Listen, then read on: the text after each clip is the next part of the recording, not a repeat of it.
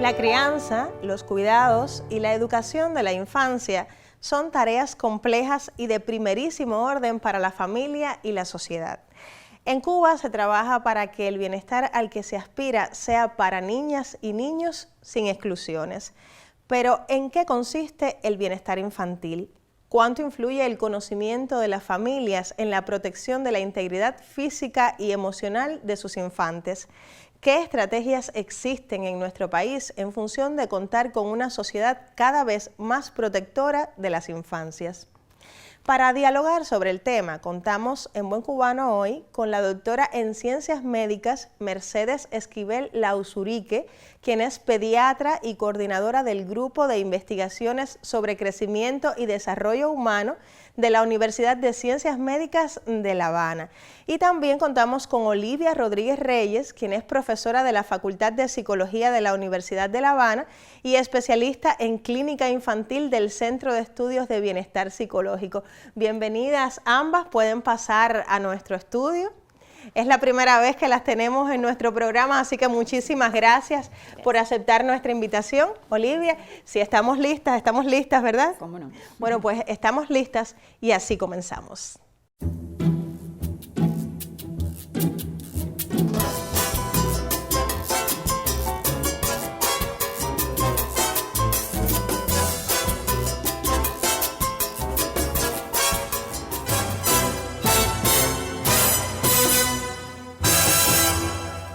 Dialogamos hoy en Buen Cubano sobre bienestar infantil y en los últimos años se ha utilizado la palabra bienestar indistintamente para referirse a la calidad de vida, al nivel de vida e incluso a la felicidad. Pero yo quisiera preguntarles entonces a ustedes, en el caso que nos ocupa hoy, ¿qué se entiende por bienestar infantil? Sí, el bienestar infantil implica el correcto funcionamiento desde el punto de vista cognitivo y emocional de ese infante en las diferentes esferas de su vida, dígase en el entorno familiar, en el entorno escolar, en su interacción con los coetáneos. Por tanto, efectivamente pudiéramos decir que un niño con bienestar infantil es un niño feliz, es un niño que tiene una adecuada autoestima, es un niño que sabe reconocer sus emociones, que disfruta ir a la escuela, en fin, que puede funcionar correctamente con todos los otros que le rodean. O sea, pero entonces podemos decir que el bienestar infantil no está relacionado con, digamos, lo objetivo, lo material, con lo que tiene el niño, que muchas veces a los padres nos preocupa si el niño tiene este determinado juguete o esta otra determinada cosa, objeto, ropa, vestimenta. ¿Tiene que ver con eso también o es algo, digamos, mucho más emocional?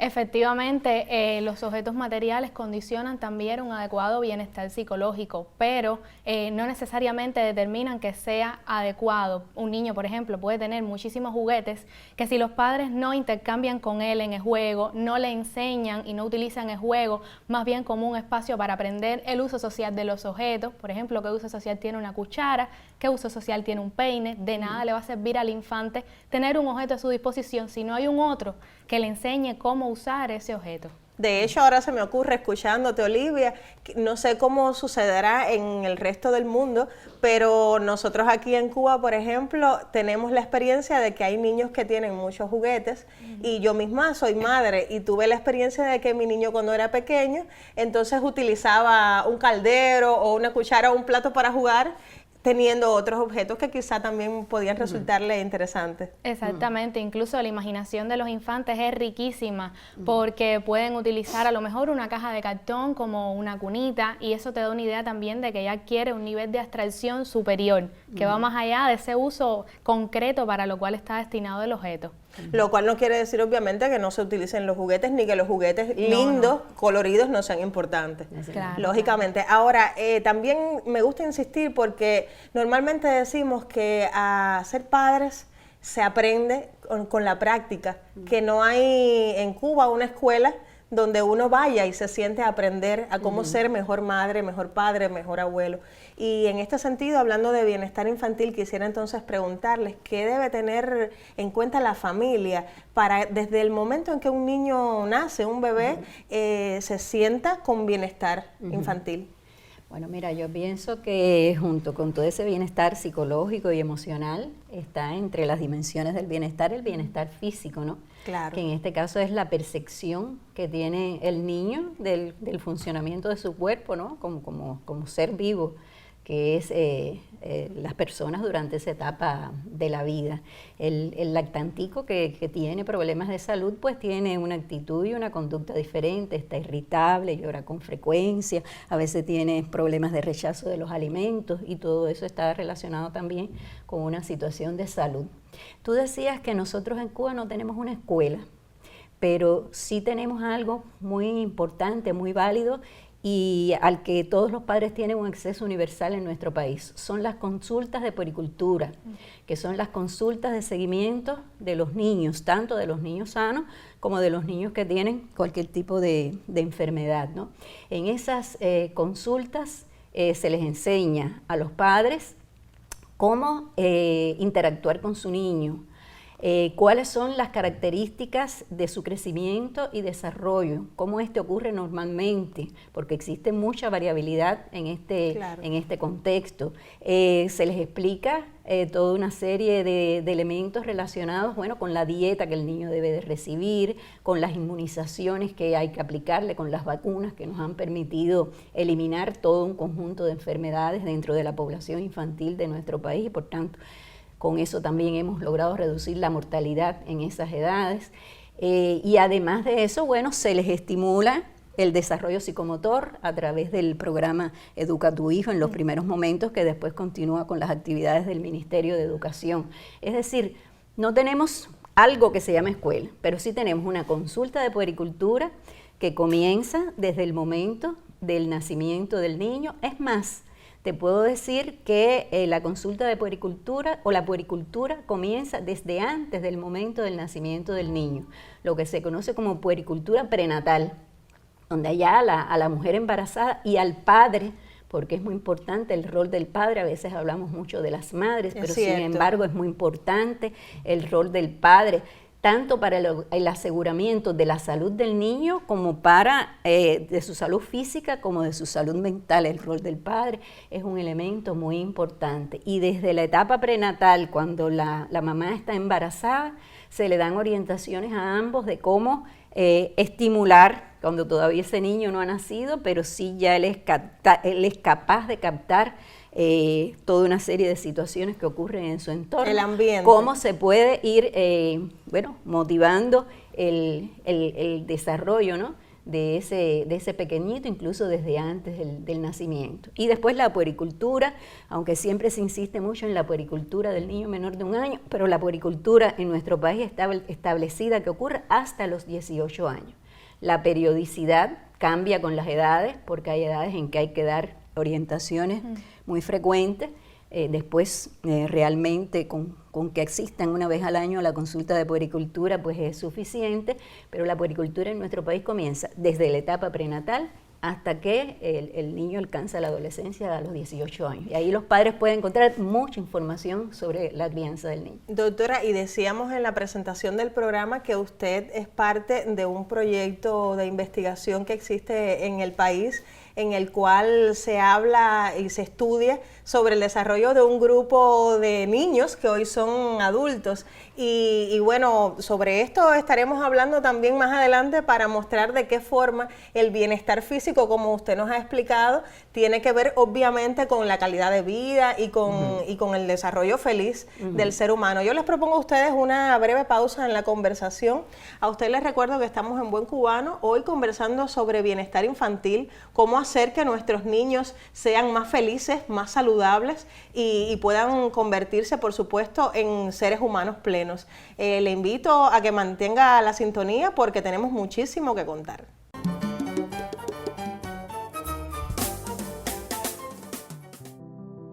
Para hablar de bienestar infantil, es necesario comprender que su estudio requiere también de la sensibilidad de quienes interactúan en la etapa de embarazo y lactancia.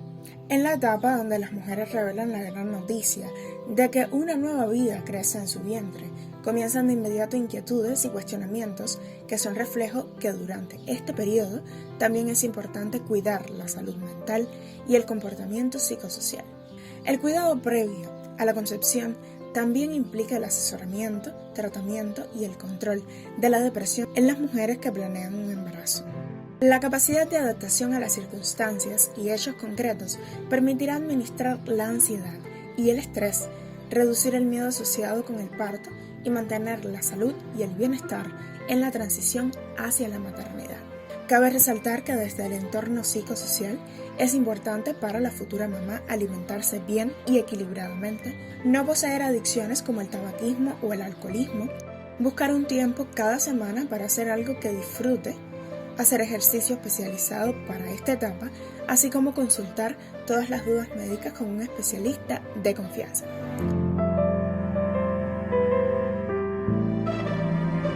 Sin dudas, para que llegue con salud y paz el niño o la niña, que crecerá poco a poco en el vientre de la madre, estas pistas solo muestran cuán importante es la comunicación durante esta etapa y consolidar relaciones interpersonales que sean seguras y le proporcionen bienestar por encima de todas las cosas.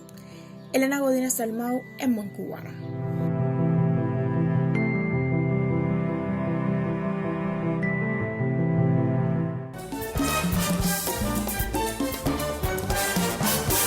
Continuamos en Buen Cubano dialogando hoy sobre bienestar infantil y antes de la pausa conversábamos con la doctora Mercedes sobre un proyecto muy interesante que ya cumple 5 décadas de existencia y quisiera preguntarle, ¿cómo se llama ese proyecto y cómo nos demuestra la importancia de la salud física para el bienestar infantil y del adulto en sentido general?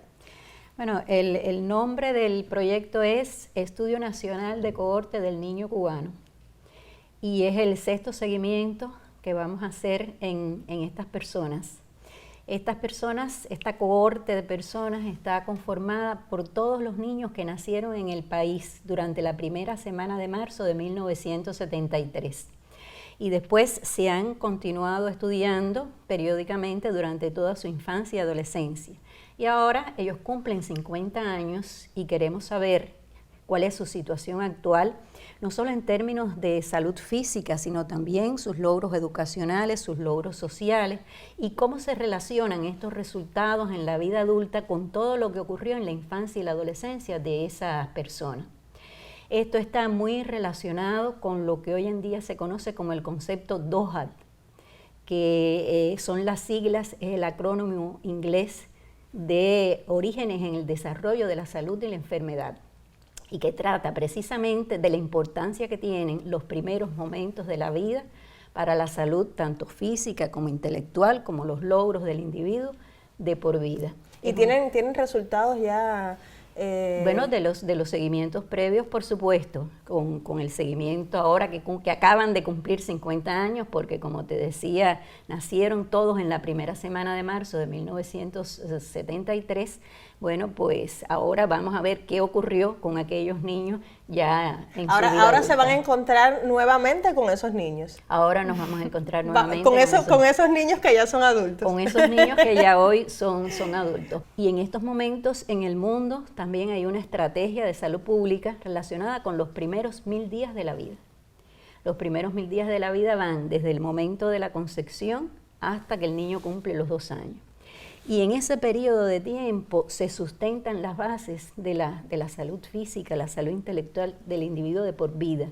Esa es una de las cosas que queremos explorar, bueno, en este proyecto que te comentaba hace unos minutos. Pues me parece muy interesante, doctora. Yo creo que con toda esta explicación usted obligatoriamente tiene que volver al programa para contarnos entonces cómo les ha ido a estas personas. Ahora, evidentemente la salud física va acompañada o debe ir acompañada de la salud emocional. Y por eso quisiera preguntarte, Olivia, ¿cuáles son las mejores prácticas o las buenas prácticas que deben tener tanto los parientes, o sea, digamos los padres, las madres, como la familia en sentido general con respecto a las infancias? Claro, mira, podemos estar hablando de prácticas parentales positivas cuando se practica una crianza respetuosa con los infantes.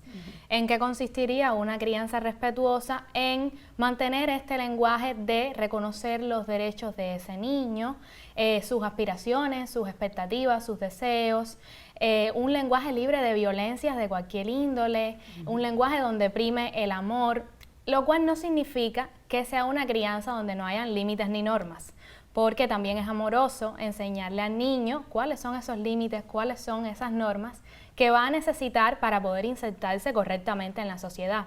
Porque si eso no pasa, entonces sucede lo que nosotros le llamamos un empoderamiento precoz, que consiste en darle al niño una serie de libertades para las cuales él no está preparado por la edad que tiene. Entonces las buenas prácticas irían encaminadas a no irse a un extremo, pero tampoco al otro. ¿Y cuál sería, por ejemplo, el empoderamiento precoz? ¿Cómo se manifiesta? Un empoderamiento precoz sería, por ejemplo, darle a un niño de 2 años la capacidad de decidir si quiere bañarse, no bañarse, si desea comer, si no desea comer, darle libertades como cruzar la calle solo. Son libertades para las cuales ese niño, por la edad que tiene, no está preparado y es negligente darle un derecho con el cual él no sabe cómo hacer. Y hablando de negligencias, ahora entonces me gustaría también pasar al tema de las lesiones no intencionales que por mucho tiempo se mencionaban o se les denominaba como accidentes en el hogar. Y hoy pues el término ha variado y se denominan lesiones no intencionales. Y quisiera preguntar entonces porque quizá por el nombre muchas personas podrían decir, sí, pero es que no tuve yo la culpa, no quise que se hiciera daño, que ocurriera tal situación. ¿Por qué se considera maltrato infantil? Bueno, mira, durante mucho tiempo se utilizó el término de accidentes y hoy se habla de lesiones no intencionales, porque el término de accidentes habla un poco de algo que es fortuito, que es al azar, ¿no? Y sin embargo, cada vez que tú analizas, ¿no?, situaciones que han producido accidentes en los niños, pues te das cuenta, ¿no?, que existían toda una serie de condiciones previas que favorecieron que eso ocurriera. Por eso se tiende hoy a hablar no ya de accidentes, sino de lesiones no intencionales. Ahora, esas lesiones no intencionales ocurren con relativa frecuencia por negligencia o por imprudencia de los padres. En esos casos, bueno, es una forma, digamos, de violencia, ¿no? Cuando se produce un accidente por negligencia o por una situación de esta índole que te comentaba. ¿Qué ejemplos podríamos ponerles a los televidentes para que se den cuenta de que detrás de una acción negligente de este tipo está, digamos, se pudo evitar o se está, digamos, ejerciendo maltrato en un infante? Yo creo que esto es una cosa muy importante porque en nuestro país es una de las primeras causas de muerte. Les propongo a ustedes una segunda pausa en la conversación. Ven que el tiempo se va rápidamente. A ustedes les recuerdo que estamos conversando sobre bienestar infantil, que no es solamente que el niño disponga de este objeto o de esta condición, sino también de cómo saber cuidarlos. Así que mantenga la sintonía porque aún tenemos muchísimo de qué conversar.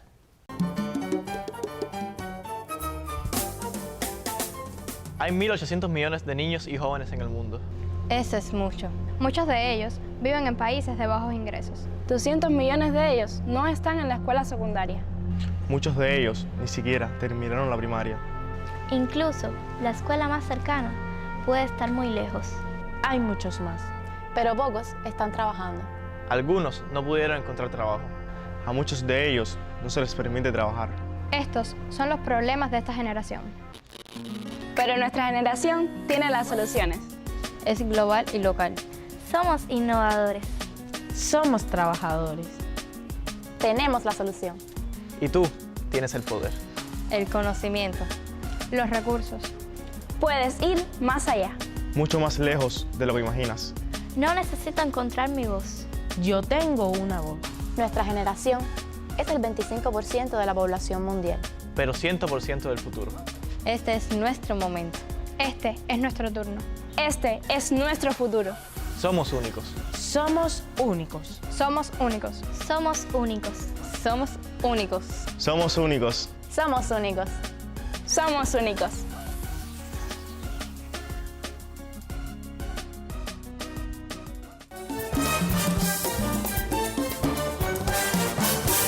Continuamos en Buen Cubano y antes de la pausa mencionábamos las lesiones no intencionales como una de las causas importantes de muerte infantil en nuestro país, doctora. Y yo le preguntaba sobre ejemplos concretos porque siempre es bueno que los televidentes y las televidentes sepan reconocer cuando están siendo negligentes con sus pequeños. Mira, las lesiones no intencionales son la segunda causa de muerte desde 1 hasta 18 años en nuestro país. Solo están precedidas por los tumores malignos, por lo que te da una medida de la importancia que ellas tienen dentro del cuadro de morbilidad y de mortalidad sí, de la población incidencia nuestra. realmente. Exactamente.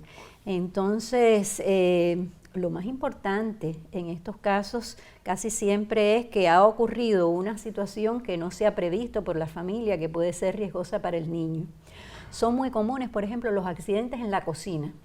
Los niños no tienen nada que hacer en la cocina de una vivienda. Hay alimentos con una alta temperatura, a veces se está hirviendo el agua y el niño desconoce cuáles son las consecuencias de que él se pueda acercar a ese lugar donde están esos alimentos con esa alta temperatura. Y entonces ocurren con mucha frecuencia, bueno, pues quemaduras. Las caídas son otra de las causas muy frecuentes de accidentes en los niños. A veces vivimos en altos, hay una escalera y no tenemos el cuidado de poner una reja de algo que permita, ¿no?, que el niño, bueno, no vaya a rodar a través de ella. En la propia cuna a veces pueden existir riesgos. Por ejemplo, a veces colocamos en las cunas objetos de diferente índole que al moverse el niño pues pueden caer, por ejemplo, sobre su carita, sobre las vías respiratorias y producir una situación de asfixia en el niño. Y a veces la mamá, confiada en que el niño está en la cuna, pues piensa, ¿no?, que está sin ningún tipo de peligro. A veces las barandas de las cunas son un poco bajitas y cuando son pequeñitos, bueno, pues no existen problemas, pero los niños crecen muy rápido y cuando vienen a ver comienzan a ascender a través de ellas, se apoyan y muchas veces el crecimiento del niño es cefalocaudal, la cabeza tiene bastante peso y entonces a veces se inclinan y al inclinarse caen completamente al piso. En ocasiones el niño se pone en la cama de los padres y piensan que todavía el niño no tiene un nivel de desarrollo que le permite girar sobre sí mismo. Y entonces los niños giran y cuando vienes a ver, el niño cae al piso. O el llamado colecho también, doctora. El colecho es muy importante. Eso ocurre con mucha frecuencia y es una de las causas principales de accidentes que llevan a la muerte del niño. Es decir, los padres que duermen con el niño, a veces la madre por situaciones de comodidad, porque les resulta, bueno, más cercano al niño porque está ahí mismo, quedan dormidos y desgraciadamente hemos tenido experiencias muy tristes de padres que se acontaron con su lactantico y cuando despiertan en la mañana, muchas veces, a pesar de que traten de llegar lo más rápidamente posible a un centro de salud, ya es demasiado tarde. Ahora, me gustaría precisar rápidamente en que hemos hablado de que me decía que es la segunda causa de muerte en la infancia, pero también es importante recalcar que muchas veces estas lesiones no intencionales también provocan un cambio en la salud física del niño, que no necesariamente es en la etapa del lactante, sino durante, como usted había dicho, hasta los 18 años. Y puede ocasionarles también una condición física desfavorable para su bienestar. Exactamente, exactamente. Los accidentes en la calle, los accidentes de tráfico en los niños ya de mayor edad, pues también son muy frecuentes, ¿no? A veces dan al traste con la vida del niño, pero a veces dejan secuelas físicas, secuelas motoras que también van a impactar tremendamente en su situación emocional. Y hablando entonces de la situación emocional, Olivia, me gustaría preguntarte, porque has hecho mucho énfasis en la importancia de las buenas prácticas de la familia para el bienestar infantil desde el punto de vista emocional, pero ¿de qué manera entonces esas, digamos, malas prácticas se repercuten en problemas del bienestar psicológico? Mira, por ejemplo, en estos momentos en la consulta en nuestro Centro de Estudio de Bienestar Psicológico estamos viendo un gran número de niños que tienden al sobreconsumo de pantallas, tanto de animados como de videojuegos. Y esto sucede por malas prácticas por parte de los padres porque no juegan un papel mediador en ese consumo de tecnologías. Siempre decimos que la tecnología en sí misma no es mala, o sea, no es ahora satanizar la tecnología, pero sí saber darle un uso responsable. Y como padre tienes la responsabilidad de saber qué contenido está consumiendo tu hijo, si es adecuado para la edad que presenta, ¿Qué está propiciando? Está propiciando violencia, está propiciando el desarrollo de determinadas habilidades cognitivas, porque cuando el niño está intercambiando con una pantalla no siente esa necesidad de vincularse con los otros. Y entonces vemos problemas en las habilidades sociales, una suerte también de desinterés con el compartir con los otros, y esto se puede evitar si desde las edades más tempranas los padres ejercen una mediación responsable de las tecnologías y si potencian ese contacto social del niño con sus coetáneos. Porque entonces después vemos casos en consulta donde hay retardo del desarrollo del lenguaje, problemas de desconcentración en el aula, lo que trae bajo rendimiento académico, dificultades a la hora del sueño, ansiedad, en fin. Son muchas las consecuencias desde el punto de vista psicológico, de ahí la importancia de alertar a los padres con este tema del sobreconsumo. Y que estas afectaciones desde el punto de vista psicológico, imagino que también repercutan en la salud física y en el bienestar físico del infante, ¿verdad? Efectivamente, cada síntoma emocional se expresa también en síntomas fisiológicos. El niño puede tener episodios de hacerse pipi, lo que nosotros le llamamos enuresis, o hacerse caca, encopresis, una vez que ya hubo contención del esfínter anario y vesical, y entonces estos son síntomas que vemos en consulta que nos dan una idea de que algo está sucediendo con el infante. De que algo no anda bien. Exacto, por eso es importante también que el padre sepa mantener una comunicación constante con el infante, porque eso es lo que le va a dar a él la medida de que algo no anda bien, vamos a buscar ayuda entonces. Bueno, yo les agradezco muchísimo a ambas la ayuda que nos han prestado con toda la información que nos han brindado en nuestro programa, un programa que pensamos fundamentalmente para acercarnos a las infancias desde el punto de vista de su bienestar y mostrarles a la familia de qué manera hacerlo mejor cada día. Así que muchísimas gracias a ambas, las invito para un próximo programa. A usted les recuerdo que esto es En Buen Cubano y que puede encontrarnos cada semana para conocer sobre la vida y la realidad del cubano. Como siempre les digo, cada semana encuéntrese con nosotros en Buen Cubano.